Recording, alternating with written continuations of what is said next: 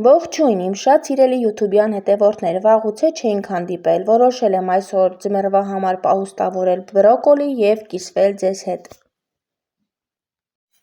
Հարգելիներս, քանի որ բրոկոլին համարվում է բանջարեղեն, այն շատ հարուստ է բջջանյութով և իր մեջ պարունակում է շատ վիտամիններ, միկրոէլեմենտներ և միկրոտարրեր, որոնք օրգանիզմի համար շատ օգտակար են։ Բջջանյութն է միայն գիտենք, որ օրգանիզմի կողմից չի ներծծվում, այսինքն այն որպես օգտակարություն մնում է այդպես օրգանիզմում և չի սինթեզվում և օրգանիզմի համար շատ օգտակար է։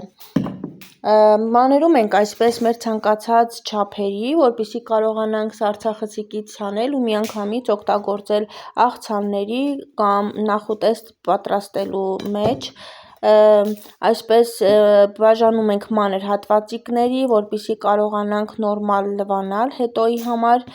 քանի որ ծաղիկների արանքում հիմնականում թաքնվում են միջատներ ու լվիճներ, որպեսզի հակահիգիենիկ պատկեր չստացվի և ուտելուց չզզվենք, այդ իսկ պատճառով շատ ուշադիր պետք է լինենք, որոնք արդեն լվիճոտ են, ուղղակի նետելու ենք այն կողմ։ Նշեմ նաև, որ ես նաև լվանում եմ և առանձնացնում եմ բրոկոլիի ավելի մատղաշ և նուրբ ցողունները, ահա ամբողջությամբ ստացվեց այսքանը, ցողուններն էլ ցույց տամ ձեզ, մանրել եմ արդեն, առանձնացրել եմ, սրանք ևս պետք է պատրաստենք նույն ձև, ինչպես որ բրոկոլիի ծաղկային հատվածը։ Մանրելուց հետո արդեն պատրաստի բրոկոլին տեղափոխում ենք համապատասխան ամանի մեջ, որպեսզի կարողանանք լվանալ, որովհետև ծաղիկների արանքում միջատներ ու լվիճներ են լինում և որպեսզի այդպես չշոգեխաշենք, ապա պետք է պարտադիր մի քանի անգամ հոսող ջրի տակ լվանանք, ցանկալի է նաև թողնել ջրի մեջ որոշ ժամանակ, որպեսզի լվիճներն ու միջատները դուրս գան, նույնիսկ ցեխի հատիկներ էլ են լինում հողի և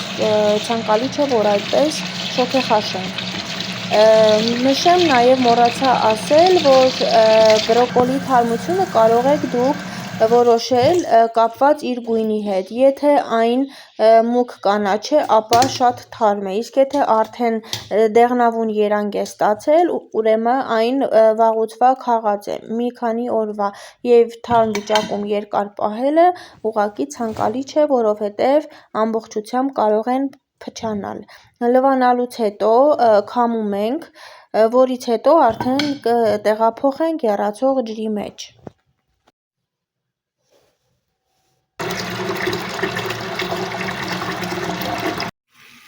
Երբ որ ջուրը սկսում է ուժեղ եռալ, այդ ժամանակ լցնում ենք բրոկոլիները և ընդամենը մի քանի վայրկյան հետո, 2-ից 3 վայրկյան հետո միանգամից նորից հանում ենք, մի հատ խառնում ենք,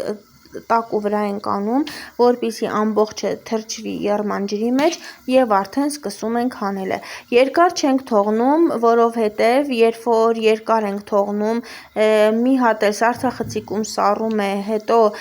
ձմռանը նորից հալեցնում ենք, այդ ժամանակ այն վերածվում է ուղղակի խմորի, իսկ այս եղանակով, երբ որ շատ քիչ ենք շոգեխաշում, ընդամենը վայրկյաններ, սառցախցիկից հանելուց հետո այն իսկական պատրաստելու բանջարեղեն է դառնում և փափկություն շատ չի ունենում։ Այսպես հանում ենք, լցնում ենք խոր ափսեի մեջ, որից հետո պահում ենք հոսող ջրի տակ։ Ցանկալի էր սառույցով ջուր, բայց ես սառույց չունեի այս պահին ձեռքիս տակ, այդ իսկ պատճառով պահում եմ սառը ջրի տակ, հոսող ջրի տակ ավելի շուտ, որպեսզի եփման գործընթացը կանգնի և բրոկոլիները ավելի թարմ մնան։ Սառեցնելուց հետո հանում ենք և որից հետո շարում ենք շորի վրա, սրբիչի կամ որևիցե մաքուր շորի, որպեսզի ամբողջ ծաղիկների միջի եղած խոնավությունը դուրս գա։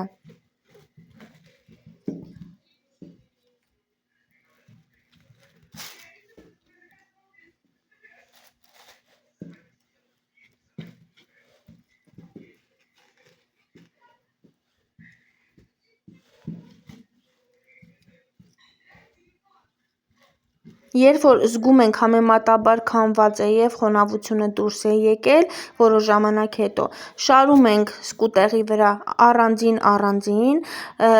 որպեսզի սառելուց հետո չկպչեն իրար և գնդի չվերածվեն, որից հետո սկուտեղով կտեղափոխենք սառցախցիկ և կթողնենք այնքան ժամանակ, մինչև սառցախցիկում այն սառչի։ Սիրելիներս, չմոռանաք նաև բաժանորդագրվել, հավանել հոլովակը և սեղմել զանգակի կոճակը, որպեսզի բաց չթողնեք իմ մնացած հոլովակները։